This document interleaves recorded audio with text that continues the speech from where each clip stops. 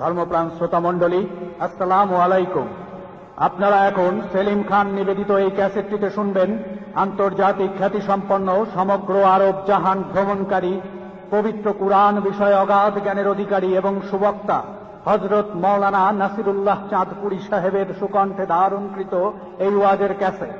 এই ওয়াজের ক্যাসেটে স্থান পেয়েছে এমন সব বক্তৃতা যা একবার শুনলে ধর্মীয় অনুভূতিতে ভরে উঠবে আপনাদের মন ও প্রাণ।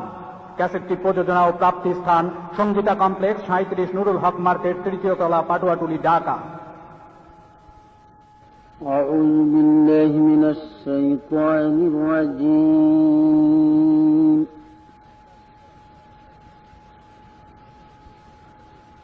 بسم الله الرحمن الرحيم.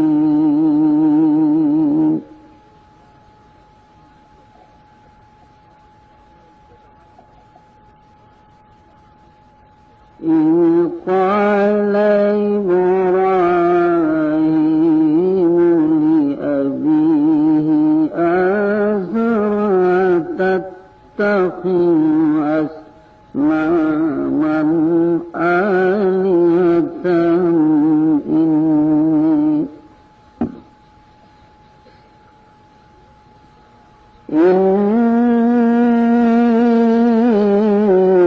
أراك وقومك في ضلال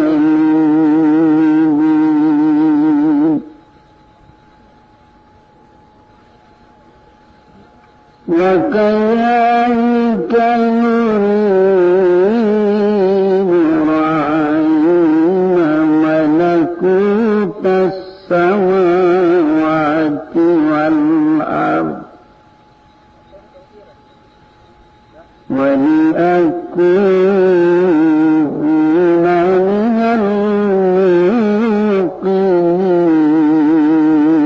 الموقنين. فلما جن عليه الليل رأى كوكبا قال هذا ربي. فلما أفل قال لا أحب الآفلين. صدق الله العظيم. وبلغنا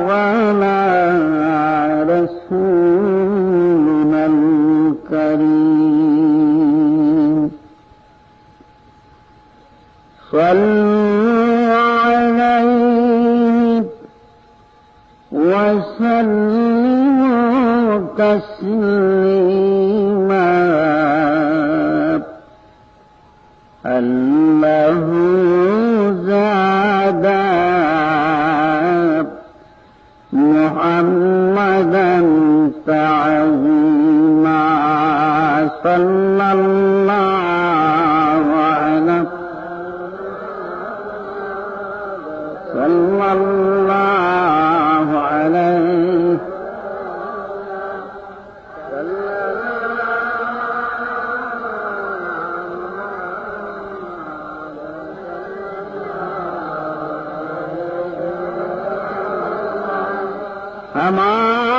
हमारे दिल की आना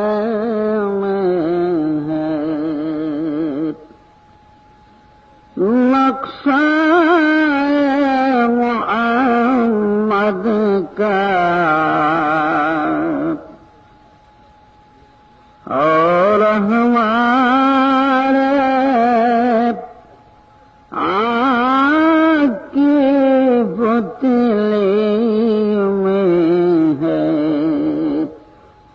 जलवा मुहम्मद का सल्लल्लाहु صلى الله عليه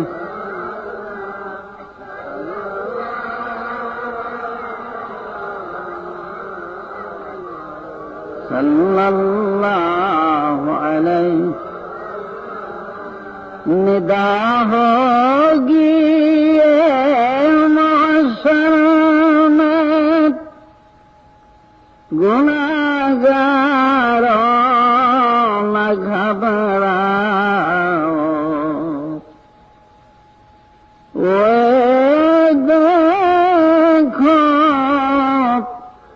अब रहमत झूम कर उठा मुहम्मद का सल्लल्लाहु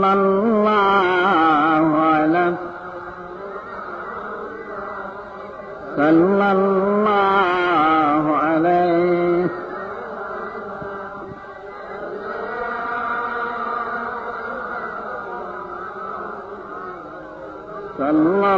सल्लल्लाहु अलैहि कोई जाएगा दुज़ख को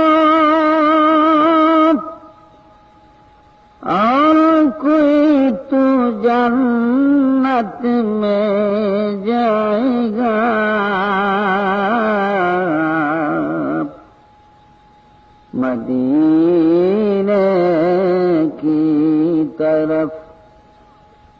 मदीने की तरफ दौड़ेगा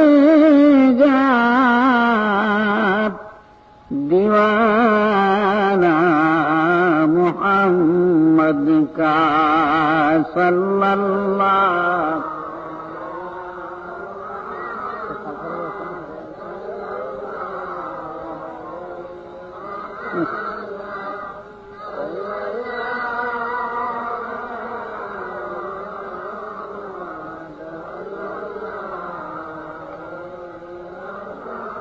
बलगल उला बिकमालिही कशफत दुजा बिजमालिही हसूनत जमीअ खिसालिही सल्लल्लाहु अलैहि फाक है गिरदे वतन से दामान तेरा तू यूसुफ है के हर मिस्र है हर कनान तेरा बलगल उला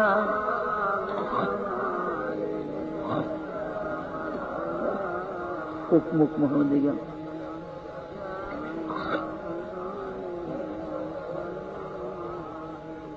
काफिला ना सकेगा कभी वैरान तेरा और कि बंग दराए कुछ नहीं सामान तेरा बलगल उला बेकमाली कशफत दुजा बेजमालिही हसूनत जमीअ खिसालिही सल्लल्लाहु अलैहि अदद खल्क़िक व रिदा नफ्सिक वज़ीनत अर्शिक व मिदाद कलिमातिक कुल्लमा ज़करक ज़ाकिरून या अल्लाह व गफ़िल अन ज़िक्रिकल गाफ़िलून व सल्लिम व बारिक रदियल्लाहु अन अस्हाबति रसूलिल्लाहि अजमाइन अल-फातिहा अल्लाहुम्मा आमीन। সকলেই মুনাজাত করুন। বিসমিল্লাহর সাথে সূরা ফাতিহা শরীফ সবাই একবার পাঠ করুন। اشرح لي صدري ويسر لي رب اشرح لي صدري ويسر لي أمري الحمد لله رب العالمين আলহামদুলিল্লাহ 3 দিন ব্যাপী পবিত্র ইসলামী জলসার শ্রদ্ধেয় সভাপতি সাহেব, মুআজ্জাজ উলামায়ে কেরাম, সমবেত ধর্মপ্রাণ মুসলমান ভাইগণ এবং পর্দার আড়ালে মা ও ভগ্নীগণ,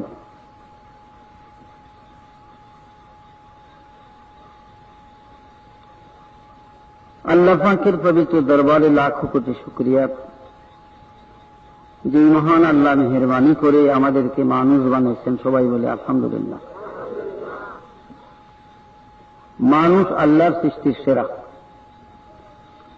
দুনিয়াতে আল্লাহর দেওয়া যত নিয়ামত সমস্ত মানুষের জন্য মানুষে উপভোগ করে। এই পৃথিবীতে মানুষ ছাড়া আর কারো বালিশ নেই। কি বলেন, আছে? মাথার নিচে দেওয়ার বালিশ মানুষ ছাড়া কারো আছে? এক কাপ চা কেউ খায় মানুষ ছাড়া। বাজারে 10,000 টাকা মূল্য একটা গরুর, কিন্তু জীবনে এক কাপ চা খাইল না, কেউ খাওয়াইল না, একটা কমলা দিল না, একটা লেপ খেতা গায়ে দেওয়ার তৌফিক হইল না, একটা মশার কয়েলও জ্বালিয়ে দিল না, এই যে মশার কামড় খায়। মানুষের সম্পূর্ণ নিরাপত্তার ব্যবস্থা আছে। আল্লাহ পাক বলেন, বিসমিল্লাহির রহমানির রহিম, ওয়া ইন তাউদ্দু নি'মাতাল্লাহি লা তুহসুহা। যে বান্দারা, আমি এত নিয়ামত তোমাদের মানুষের জন্য দান করেছি, আমার নিয়ামতগুলো তোমরা গয়না শেষ করতে পারত না। আমরা সেই সৃষ্টির সেরা মানুষ। আদমি আদাদাই বাজাম মুসলমান করদাই, आदमी अद्दाई बाजम मुसलमान कर दई, आय खुदा कुर्बा सवम में सबर कर दई, आय खुदा कुर्बा सवम में सबर कर दई। সারা জীবন যদি আমরা সিজদায় পড়ে থাকি, আল্লাহ যে মানুষ বানাইছে তবুই শুকরিয়া আদায় হবে না। কি বলেন, হবে? বলেন সুবহানাল্লাহ। তারপরে আমরা মুসলমান কুলে জন্মগ্রহণ করেছি। সবাই বলে আলহামদুলিল্লাহ। এই পৃথিবীতে যত মানুষ আছে, হিন্দু, খ্রিস্টান, বৌদ্ধ, আর্য, অনার্য, নাগা, কুকি, গারো, সাঁওতাল, নাসারা, ইহুদি, যত মানুষ দুনিয়াতে সব জাহান্নামী, সব দেবগোরা গুণে যাবে। একমাত্র মুসলমানরা হবে বেহেশতি। বলেন আলহামদুলিল্লাহ। মুসলমান হবে কি বেহেশতি। আমরা সেই মুসলমান কুলে জন্মগ্রহণ করেছি। সবাই বলি আলহামদুলিল্লাহ। তৃতীয়ত, আমরা আখিরি নবী মুহাম্মদুর রাসূলুল্লাহ সাল্লাল্লাহু আলাইহি ওয়াসাল্লামের উম্মত হিসেবে দুনিয়ায় পরিচিত। সবাই বলি আলহামদুলিল্লাহ। হাসরের ময়দান যখন কায়েম হবে, রাসূল পাক সাল্লাল্লাহু আলাইহি ওয়াসাল্লাম একদিন হাসরের অবস্থা সম্বন্ধে বয়ান করতেছিলেন নিজের বিবিদের সামনে। আয়েশা রাদিয়াল্লাহু আনহা বললেন, ইয়া রাসূলুল্লাহ, হাসরের ময়দানটা কেমন হবে একটু ভালো করে শোনান। নবীজি বলেন, হাসর এমন একটা অবস্থা হবে, আমার আল্লাহ পাক হাসরের সিংহাসন কায়েম করে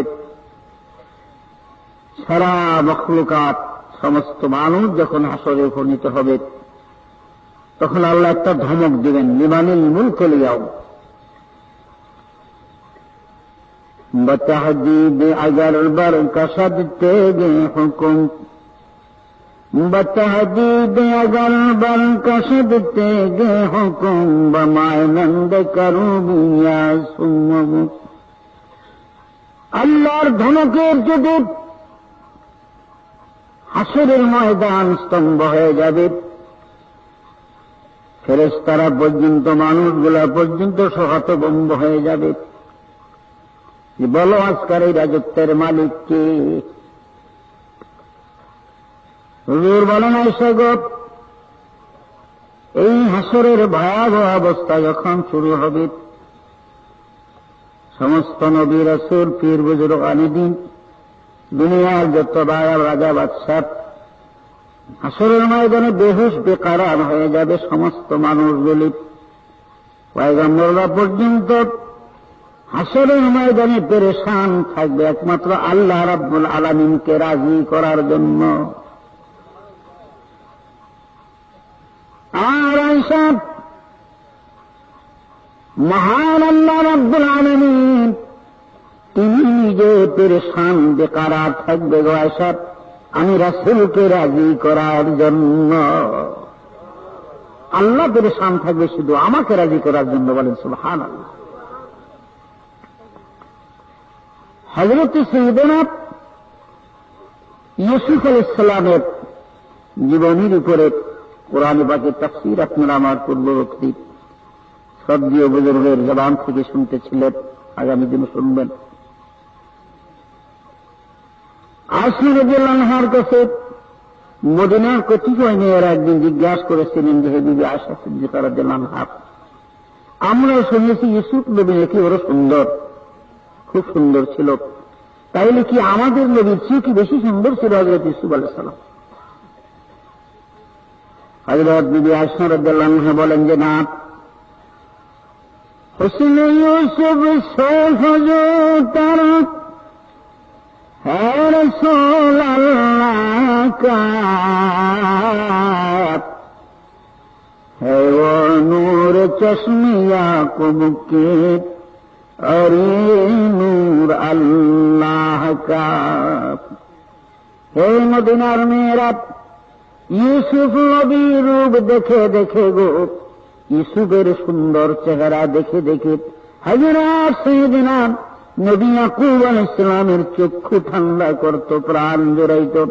আর তোমার আমার নবী মুহাম্মদুর রাসূলুল্লাহ সাল্লাল্লাহু আলাইহি ওয়াসাল্লামের মুবারক চেহারা দেখে দেখে গো স্বয়ং আল্লাহ রাব্বুল আলামিন নিজের কুদরতে চক্ষু জুড়াইত।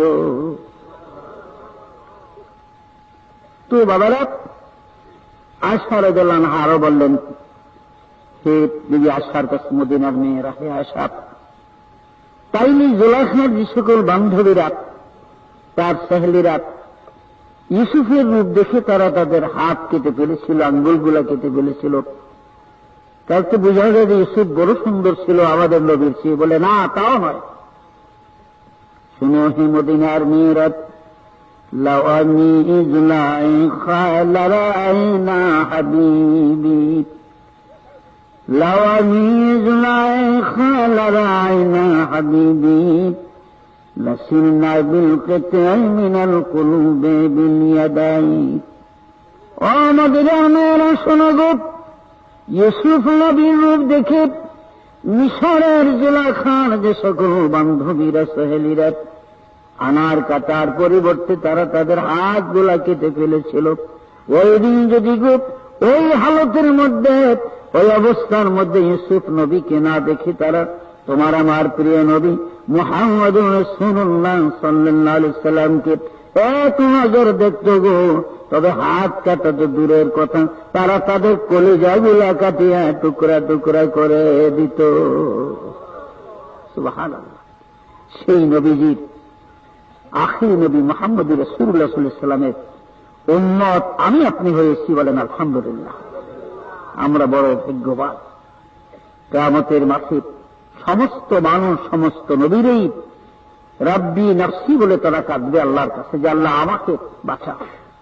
কিন্তু একমাত্র মুহাম্মদ সাল্লাল্লাহু আলাইহি ওয়াসাল্লাম শুধু রাব্বি হাবলি উম্মতি বলবে। বলে সুবহানাল্লাহ। এক নম্বরে আমরা মানুষ, দুই নম্বরে আমরা মুসলমান, তৃতীয়ত আমরা আখেরি নবী মুহাম্মদ রাসূলুল্লাহ সাল্লাল্লাহু আলাইহি ওয়াসাল্লামের উম্মত এই পৃথিবীর জমিনে। সবাই জোরে সরে বলি আলহামদুলিল্লাহ। বাবারা,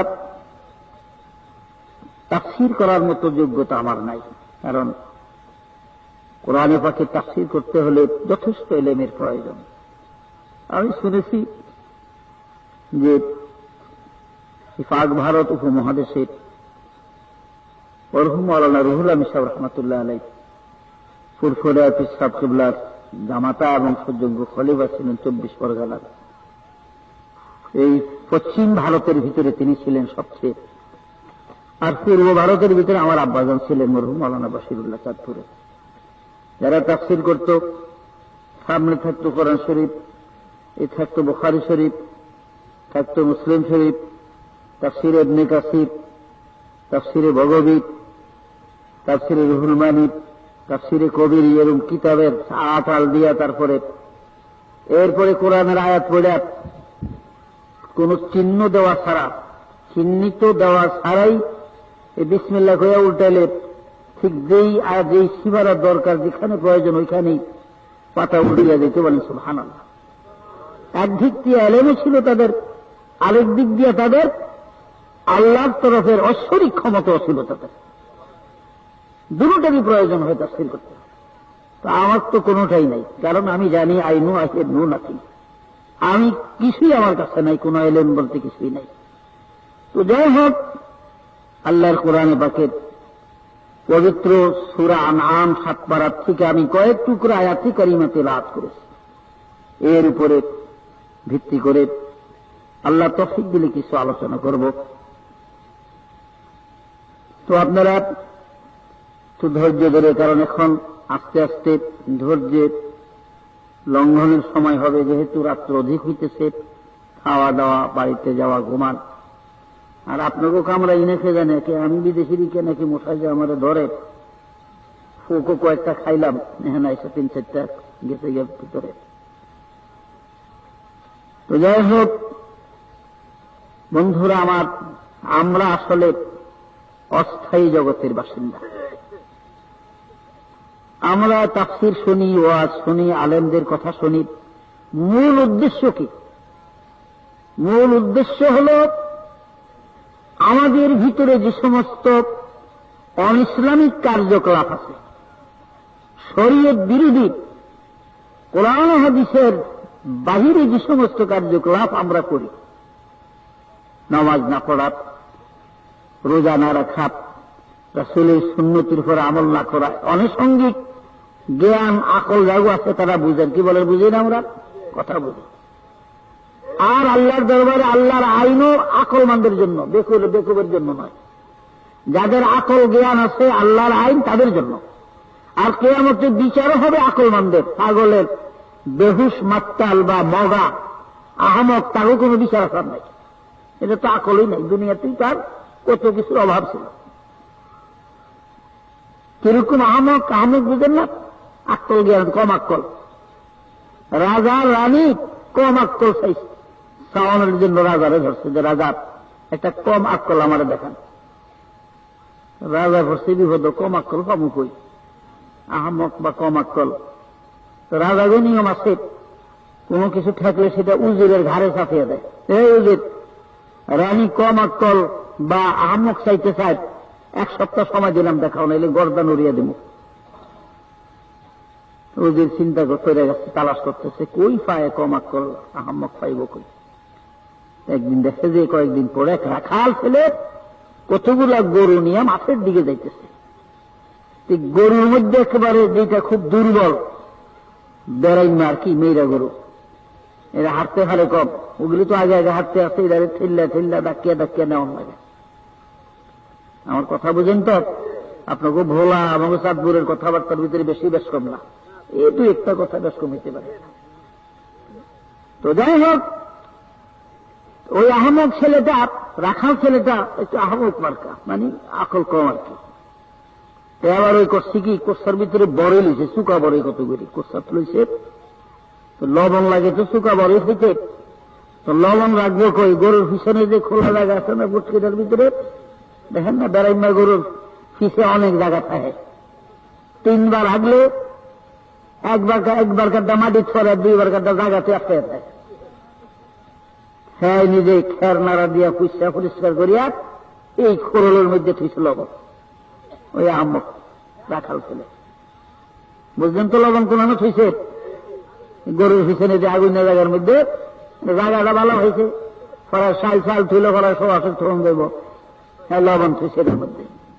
কারণ প্রস্তাব নিল বড় একটা উড়ায় আর ওই লবণ লাগিয়ে লাগিয়ে খায় আর টাক্কা মারে আর আসতে আছে গরু খেদায়। উজিরে কতক্ষণ চাইয়া দিয়া কইলে এই দিয়ে আহমক, এটা এই লইয়া যাবো, নাহলে জীবন বাঁচত না। এক সপ্তাহ তো সময় বেশি নাই, আর রাজা মেরা লেব আমারে। কলে রাখার কি কলে তুই রাজার বাড়ির সামনে দিয়ে তুই ধরবি না গরু লিয়া? কলে না না, কালে ল তোরে ভালো খাওয়ান দেব, টাকা দেব। দিবেন তো খাও। তাহলে আবার গরু ঘুরাইছে, ঘুরে হইচ হইচ করে খেতে দেখে দিচ্ছে রাজার বাড়ির সামনে দিয়া। রাজা দৌড়ে গেছে, উজির দৌড়ে গেছে। রাজা বসায় রানী মানে দেখেন তারা তারা আমক লই আইছি। বলে আনছ? রাজা সেগুলো কোনটা করলো? এই দেখলো ঠিকই আছে। আরে রানী আয়ো তাড়াতাড়ি। রানী বালিন্দ খারেছে দরজা। কলে কই? কলে এই যে দেখেন না, হ্যাঁ লবণ খিসে কোন জায়গার মধ্যে দেখা যায় সহিত বড় একটা বাড়ি করে এখানে লাগায় আর খায় আর টাক্কা মারে আসতে আছে। রানী কই ঠিক হয়েছে হুজুর, এইটাই আহমক। কারণ হ্যাঁ দুনিয়া তার জায়গা হয়েছিল না লবণ তখনের, এমন দহের জায়গা বানিয়ে দিচ্ছে। তো এই কিসিমের আহমক এরকম জায়গার মধ্যে লবণ থুয়ে আপনারা পারবেন কি বড় খেতেন? তাহলে আপনাকে আকল আছে, বলেন আলহামদুলিল্লাহ। এই আকলমান যারা, তাদের জন্যই নামাজ, তাদের জন্য রোজা, তাদের জন্য হাজ, তফিক হলে যাকাত, তাদের জন্য আল্লাহ রাসূলের আইন। আর বেকুফের জন্য, বেআক্কলের জন্য আল্লাহর আইন নাই। কারণ বেআক্কলের আল্লাহ মাফ করে, বন্দাও মাফ করে দেয়, আকল জান নাই। তো ভাইরা, এই দুনিয়া অস্থায়ী, এটা চিরদিন থাকার জায়গা না। এখান থেকে আমাদের একদিন বিদায় নিতে হবে। আমার আল্লাহ রাব্বুল আলামিন এই মানুষ বড় আদর করে বানাইছে। মানুষ বানাইবার যখন ইচ্ছা করলেন, এর আগের আরো অনেক কথা আছে, তাফসীর বগবীতে আছে, তাফসীরে জাবেরিতে আছে, মাওলুদে আরসের মধ্যে আছে। আল্লাহ সর্বপ্রথম বানাইলেন নূরে মুহাম্মদী সাল্লাল্লাহু আলাইহি ওয়াসাল্লাম। এই নূর বানাইয়া তাফসীরে জাবেরিতে লেখে, সুফিয়ানে নহর মধ্যে লেখে যে আল্লাহর কুদরতি হাতের তালুতে 40 লক্ষ বছর রেখেছেন। 40 লক্ষ বছর হাতের তালুতে নূরে মুহাম্মদী রেখে আল্লাহ পাক নিজে ইয়া মুহাম্মদ বলে জিকির করছেন। কিন্তু 40 লক্ষ বছরের ভিতরে নূরে মুহাম্মদের থেকে কোনো উত্তর আসে নাই, কোনো সাড়া আসে নাই। 40 লক্ষ বছর পরে আমার আল্লাহ পাকের কুদরতি চোখে থেকে কুদরতি 2 ফোঁটা পানি মুহাম্মদী নূরের উপরে যখন পড়ে, এবার নূরে মুহাম্মদের থেকে আওয়াজ আসলো, ইয়া আল্লাহ বলে আওয়াজ আসলো। ভাইরা আমার, তারপরে নূর মুবারক বানানোর পরে আল্লাহ পাক কি করলেন? আকাশ জমিন বিশ্ব ভূমণ্ডল দুনিয়া 6 দিনে সব কিছু তৈরি করে দিলেন, সব কিছু বানালেন 6 দিনে। এরপরে এই নূরকে আল্লাহ আরশের ডান পাশে একটা তারকা বানিয়ে ঝুলিয়ে রাখলেন। এদিকে আল্লাহ পাক ইচ্ছা করলেন মানুষ বানাইবেন আল্লাহর প্রতিনিধি। মানুষ বানানোর জন্য ফেরেশতাদের সঙ্গে একটা মুশাওয়ারা করলেন। আল্লাহ পাক বললেন, ফেরেশতাদেরকে ডাকলেন, বিসমিল্লাহির রহমানির রহিম, ইয ক্বালা রাব্বুকা লিল মালাইকাতি ইন্নী জাইলুন ফিল আরদি খলিফা। যখন আল্লাহ ফেরেশতাদেরকে বললেন তাদের সামনে যে আমি পৃথিবীতে আমার প্রতিনিধি, আমার খলিফা বানাইতে চাই, অর্থাৎ আদম বানাইতে চাই, তোমাদের কিছু বলার আছে কিনা? কালু, তারা বলল, আতাজআলু ফিহা, মানুষ বানাইবেন কি জন্য আল্লাহ, কি দরকার? ওয়ায়াসফিকুদ দিমা, আতাজআলু ফিহা মান ইউফসিদু ফিহা, এরা তো ফাসাদ করবে, দুনিয়াতে ঝগড়া করবে।